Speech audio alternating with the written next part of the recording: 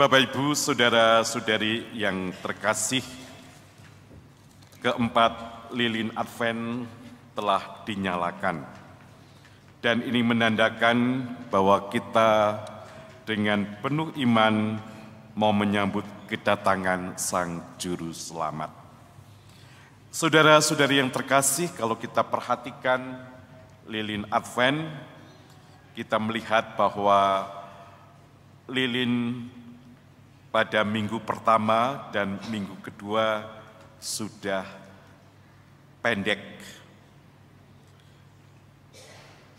Dan lilin ke minggu ketiga dan keempat masih tinggi. Saudara-saudara yang terkasih, mengapa demikian?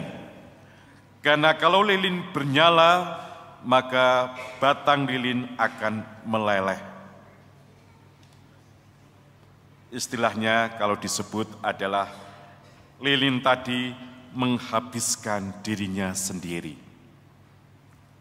Kalau kita renungkan lebih dalam, arti lilin tadi yang meleleh melambangkan hidup manusia.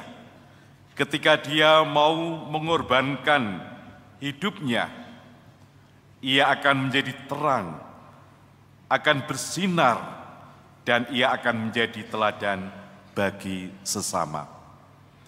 Saudara-saudari yang terkasih, inilah yang kita lihat di dalam diri Santa Perawan Maria.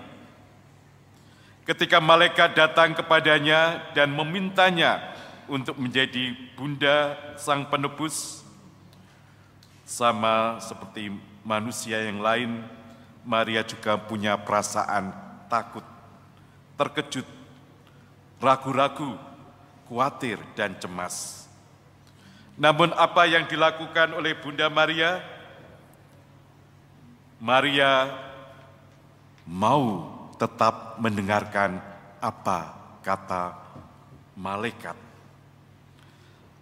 Kalau Maria tidak mau mendengarkan dan bersikap egois, maka ia akan berkata di dalam kepada malaikat, ngapain repot-repot, bisa-bisa saya nanti dihukum rajam. Tahu bahwa hukum Taurat mengatakan kalau orang hamil sebelum perkawinan bisa dirajam, dilempari batu sampai mati. Saya takut, ogahlah. Saudara-saudara yang terkasih, Perawan Maria tidak bersikap egois. Karena apa?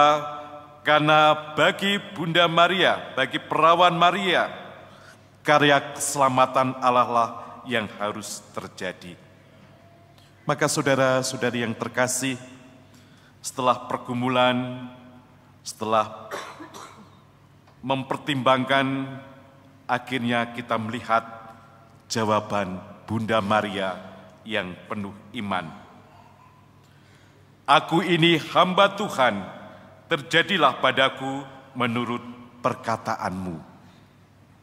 Saudara-saudari yang terkasih, jawaban Maria ini menunjukkan bahwa Maria pertama-tama menempatkan diri sebagai seorang hamba. Walaupun belum jelas bagaimana nantinya, namun Maria percaya, yakin bahwa Allah adalah Tuannya, Allah adalah Rajanya. Dialah yang harus patut disembah dan ditaati. Dan dia menempatkan diri sebagai seorang hamba Tuhan yang siap melaksanakan apa yang dikehendaki Tuannya. Saudara-saudari yang terkasih dalam Yesus Kristus, bagaimana penghayatan di dalam kehidupan kita masing-masing? Kita juga dipanggil untuk menghayati sebagai hamba Tuhan. Tetapi acap kali di dalam kehidupan sehari-hari, kita menempatkan diri sebagai seorang tuan. Tuan yang minta dilayani, minta dihormati. Kalau di dalam kehidupan rumah tangga, bagaimana bisa terjadi ketika pribadi masing-masing ingin dilayani dan ingin dihormati. Yang terjadi adalah keluarga tadi akan penuh dengan pertentangan, percecokan, karena masing-masing menuntut dilayani satu sama lain. Maka saudara-saudari yang terkasih, semangat Bunda Maria sebagai hamba Tuhan menjadi semangat yang cocok di dalam menyambut kedatangan Sang Juru Selamat. Kita diajak untuk menempatkan diri sebagai seorang hamba satu sama lain. Maka sebagai seorang suami, dia akan mau membantu mengatasi persoalan keluarga, membantu istrinya di dalam mengurus rumah tangganya. Sebagai seorang suami, dia tidak akan bersikap sewenang-wenang atau bersikap kasar, menyuruh ini, menyuruh itu, tetapi dia akan memberikan teladan bagi anggota keluarga.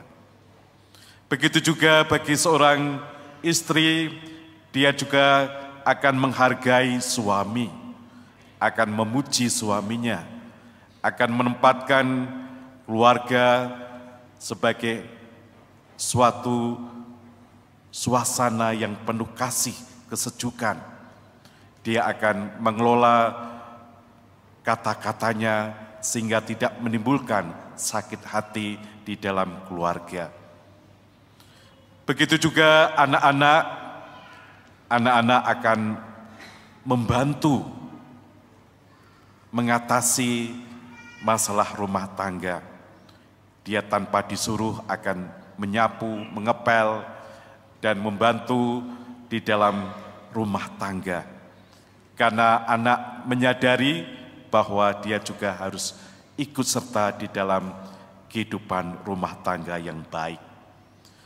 Bapak, Ibu, saudara-saudari yang terkasih, semangat sebagai hamba yang siap melayani hendaknya menjadi suatu sikap batin yang sungguh diusahakan di dalam masa Advent ini, dan sebentar lagi kita akan merayakan Natal.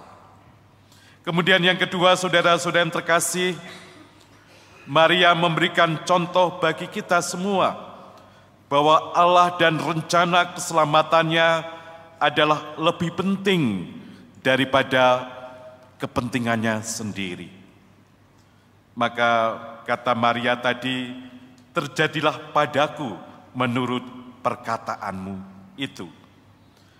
Ini berarti Maria menyerahkan seluruh hidupnya agar hanya rencana Allah yang terjadi dalam hidupnya. Karena rencana Allah adalah rencana yang terbaik dan indah baginya. Maka saudara-saudari yang terkasih, bagaimana sikap kita juga di dalam kehidupan sehari-hari? Apakah kita mau bersikap seperti Bunda Maria? Acapkali, seringkali di dalam doa-doa kita isinya menuntut supaya Tuhan memenuhi keinginan diri kita. Kalau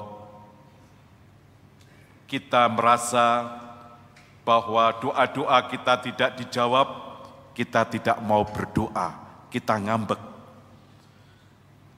Sikap demikian berarti kita menjadi orang yang memaksa Tuhan, bukannya berserah diri kepada Tuhan. Oleh karena itu, marilah saudara-saudara yang terkasih, bersama Bunda Maria, kita akan berserah diri di dalam doa-doa kita. Segala permohonan kita, segala keinginan kita, kita satukan dengan keinginan dan kehendak Tuhan. Biarlah kehendak Tuhanlah yang terjadi di dalam kehidupanku. Maka hidup kita akan penuh dengan rasa syukur, rasa terima kasih, karena Tuhan sungguh memilih kita semua untuk menjadi murid-murid-Nya. Marilah saudara-saudari yang terkasih, kita sambut Natal dengan penuh iman seperti Bunda Maria. Kita diajak untuk menjawab ya atas panggilan Tuhan. Dan kita mau menjadi hamba Tuhan yang siap melaksanakan apa yang dikehendaki oleh Tuhan. Sehingga rencana Tuhan yang indah, kehendak Tuhan yang sungguh luar biasa, sungguh terjadi di dalam kehidupan kita masing-masing. Ada bubur, mari kita makan, serta lumpia dari Kendal. Penuh syukur, penuh iman, bersama Maria sambut Natal. Tuhan memberkati kita semuanya.